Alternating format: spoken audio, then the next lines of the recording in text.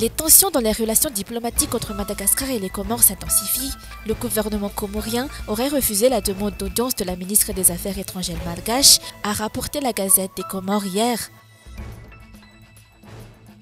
À Mbouch, les parents d'élèves refusent le remplacement d'un service de cantine scolaire géré par une ONG par une initiative gouvernementale. Ils craignent pour la continuité et la qualité de l'alimentation fournie à leurs enfants. Ils demandent donc que les deux initiatives soient alignées. Dans l'actualité internationale, la capitale du Mozambique déchante au lendemain de la proclamation de la victoire à la présidentielle du candidat du parti au pouvoir Daniel Chapo. Manifestation de l'opposition, panne générale d'Internet, le verdict des élections générales du 9 octobre s'est montré extrêmement favorable au Frélimo, le parti au pouvoir depuis un demi-siècle.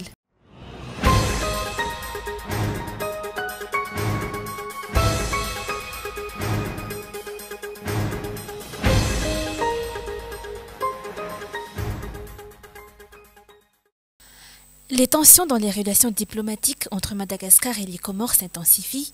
Hier, la Gazette des Comores a publié un article rapportant le rejet par le gouvernement comorien de la demande de rencontre avec le président comorien Azali Assoumani, formulée par le président André Zwiln par l'intermédiaire de la ministre des Affaires étrangères qui souhaitait se rendre à Moroni. Bien que le gouvernement comorien ait justifié ce refus de façon diplomatique, l'article souligne que la raison de cette décision est claire. Les relations entre Madagascar et Comores sont manifestement tendues suite à la décision du 16 octobre de fermer les frontières pour éviter tout lien avec les Comores en raison de la maladie du choléra. Les Comoriens expriment leur mécontentement car l'OMS n'a pas encore déclaré qu'ils étaient réellement en crise sanitaire à cause de cette maladie. Ils sont également déçus qu'un navire comorien n'ait pas pu accoster à Madagascar à cause de cette décision. En réaction, les Comores ont diplomatiquement refusé de recevoir la ministre des Affaires étrangères malgache qui cherchait à discuter du rapatriement de 50 kilos d'or. Cette situation crée des tensions entre les deux pays. Cette diplomatie cachée semble produire des résultats défavorables car au lieu d'engendrer des échanges constructifs, elle ne mène qu'à des refus douloureux. De plus, un article comorien remet en question l'efficacité de la diplomatie malgache. Face à cette situation, il est impératif de ne pas rester inactif et de développer une diplomatie persuasive pour éviter que les Comoriens ne continuent de nous défier ainsi. Selon les politiciens, cette situation illustre la dégradation de la diplomatie malgache, à l'instar de celle de nombreux secteurs du pays. Pourtant, Madagascar devrait établir une bonne relation diplomatique avec les Comoriens, ne serait-ce que pour le rapatriement des 50 kg d'or saisis par les forces de l'ordre comoriens en 2021. Nous rencontrons des difficultés dans le rapatriement des animaux en Thaïlande et des bois de rose en Tanzanie, ce qui souligne la nécessité d'une démocratie forte et d'un État financièrement solide. Un atout pour Madagascar est qu'il va présider le COMESA, dont la Tanzanie est membre, si je ne me trompe pas, ce qui pourrait nous donner un avantage lors des négociations. De plus, les Comores font partie du CIOI, dont nous sommes également leaders. Toutes ces opportunités offrent à Madagascar des leviers pour résoudre ces problèmes. Il est crucial de ne pas perdre de temps, car plus nous tardons, plus nos adversaires peuvent élaborer des stratégies pour conserver nos richesses nationales. Le gouvernement malgache est donc appelé à agir rapidement, car les Comores nous défient, non seulement sur le plan diplomatique, mais aussi dans le domaine sportif.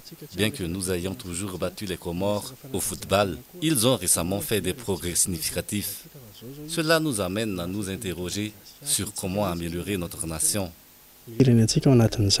L'inachèvement des revendications concernant les îles éparses, des demandes de rapatriement des animaux, ainsi que des questions liées à l'or et aux ressources exportées clandestinement vers de nombreux pays, illustrent l'échec de la diplomatie malgache jusqu'à présent.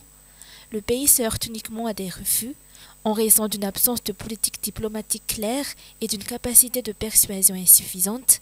Dans ce contexte, on se demande comment les autorités peuvent qualifier la diplomatie et les relations de Madagascar avec le monde extérieur d'éclatantes.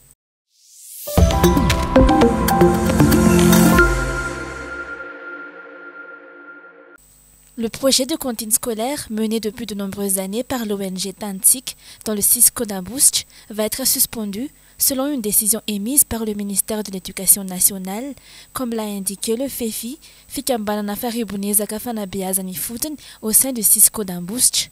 Cette cantine, gérée par l'ONG, qui assure la nutrition de plus de 6000 élèves répartis dans 12 écoles primaires publiques, des Aptes Mboupiarenan, Ilaka Center et Mboumanzak, sera remplacée par un service géré directement par les autorités.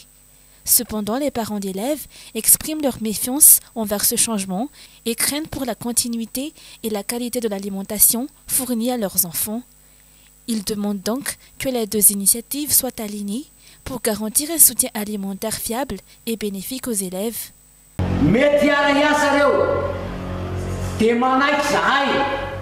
Et que tous les équipements des établissements partenaires de Tantsik doivent être regroupés à cette date. Nous demandons à ce que Tantsik ne soit pas écarté, car parents et élèves sont profondément inquiets. Nous souhaitons obtenir un document garantissant la poursuite de la collaboration avec Tantsik, qui a fait beaucoup pour les enfants. Ces écoles étant éloignées des zones résidentielles, les associations des parents d'élèves ont sollicité des partenariats pour mettre en place une cantine scolaire. C'est l'ONG Tantsik qui a répondu à cet appel, permettant aux élèves de bénéficier de repas sur place depuis de nombreuses années. Les parents craignent maintenant que, sans cette cantine, les élèves ne soient contraints de parcourir de longues distances pour se nourrir, ce qui pourrait augmenter le risque d'abandon scolaire, comme cela s'est produit par le passé. La FEFI a lancé cet appel pour exprimer sa méfiance envers ce projet de remplacement proposé par le gouvernement, soulignant un manque de garantie quant à sa durabilité. Elle craint que ce projet ne soit pas pérenne et qu'il ne remplace pas efficacement les services fournis par l'ONG, privant ainsi les 6000 élèves de ce soutien alimentaire essentiel. Les parents d'élèves espèrent que leur proposition d'une collaboration entre les initiatives gouvernementales et celles de l'ONG sera prise en compte.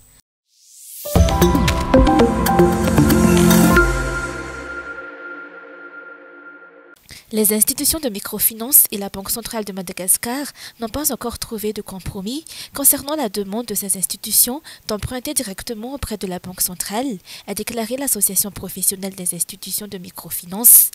Bien qu'elles aient sollicité cette possibilité depuis de nombreuses années, ce n'est que cette année 2024 que les discussions entre les deux parties ont réellement débuté.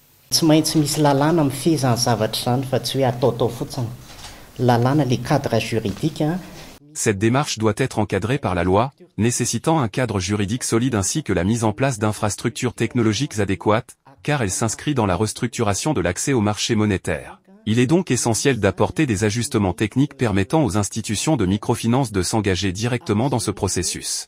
Il s'agit d'emprunts à court terme. L'analyse de tous les détails n'est pas encore terminée, mais nous croyons et espérons que la Banque centrale est consciente de son rôle.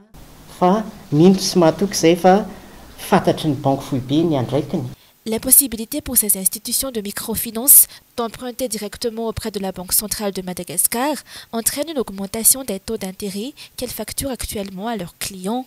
Elles se tournent vers les banques primaires pour obtenir des financements à des taux d'intérêt de plus de 16 à 18%. Malgré cette situation, la contribution des institutions de microfinance à l'économie et leur soutien aux opérateurs en milieu rural devrait continuer à croître, comme en témoigne la situation observée en 2023.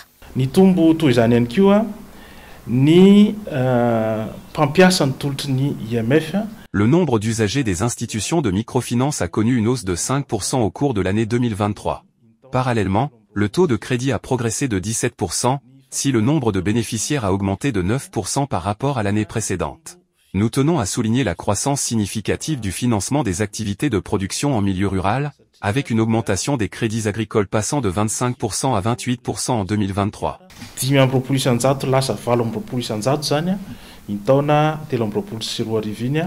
Selon les acteurs, l'aboutissement de cette discussion est attendu.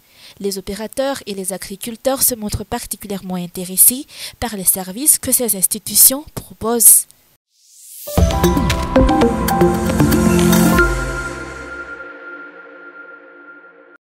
Environ 3 à 4% de la population adulte malgache, âgée de 20 à 79 ans, est atteinte de diabète, un chiffre relativement bas par rapport à la moyenne mondiale. Cependant, de nombreuses personnes sont touchées par cette maladie sans en être conscientes. Selon les statistiques de 2017, 5,8% des adultes vivant en milieu urbain sont diabétiques, contre seulement 1,1% en milieu rural. Bien que le diabète soit une condition physique chronique, il peut être efficacement prévenu et pris en charge. Le diabète, qu'il soit de type 1, 2 ou 3, peut être traité. De nombreuses solutions existent actuellement pour gérer cette maladie. Cependant, ce n'est pas parce qu'il est traitable qu'il faut se laisser aller. C'est pourquoi nous consacrerons 2 heures à discuter des bonnes pratiques à adopter et des routines de vie nécessaires. Beaucoup de personnes atteintes de diabète ne connaissent pas bien cette maladie. C'est pourquoi une conférence sera organisée réunissant des médecins qui aborderont tous les aspects du diabète. Lorsqu'on demande à une personne quels médicaments elle prend, elle peut les énumérer. En revanche, quand il s'agit d'expliquer pourquoi elle doit prendre ces médicaments, à quel moment les prendre et dans quelles conditions, elle hésite souvent.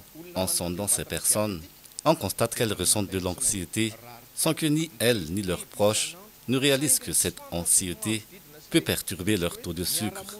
C'est pourquoi nous invitons tout le monde, y compris les membres de la famille et les proches, à assister à cette conférence et pas seulement ceux qui sont atteints de diabète.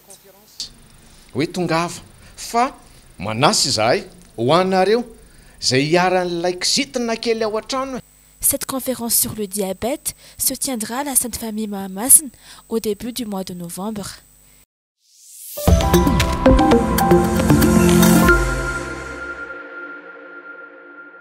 Alors que le marché international exige des produits biologiques, les agriculteurs malgaches sont encore habitués à l'utilisation de produits chimiques. Cette tendance résulte à la fois d'habitudes ancrées et d'une méconnaissance des efforts néfastes associés à l'utilisation de ces substances.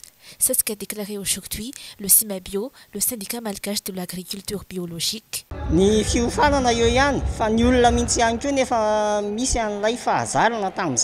Il y a le manque de formation, mais ce sont surtout les gens qui sont habitués à ces pratiques. Il est donc essentiel de les inciter progressivement à cesser l'utilisation de produits chimiques et à adopter des techniques biologiques. Tel est l'objectif.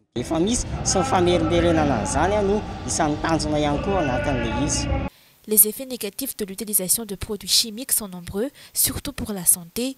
En revanche, l'agriculture biologique favorise la production de produits de qualité et contribue à une alimentation saine. Les résultats de l'agroécologie et de l'agrobiologie sont très bénéfiques pour la santé. En revanche, bien que les méthodes chimiques permettent d'obtenir de grands rendements, elles ont des effets néfastes sur la santé. Pour les Malgaches, le bio n'est pas une nouveauté. Les produits biologiques se distinguent par leur goût, leur couleur et leur capacité de conservation. La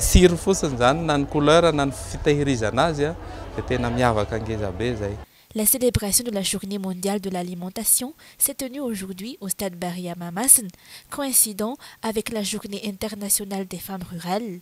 Cet événement est l'occasion de promouvoir l'agriculture biologique à Madagascar.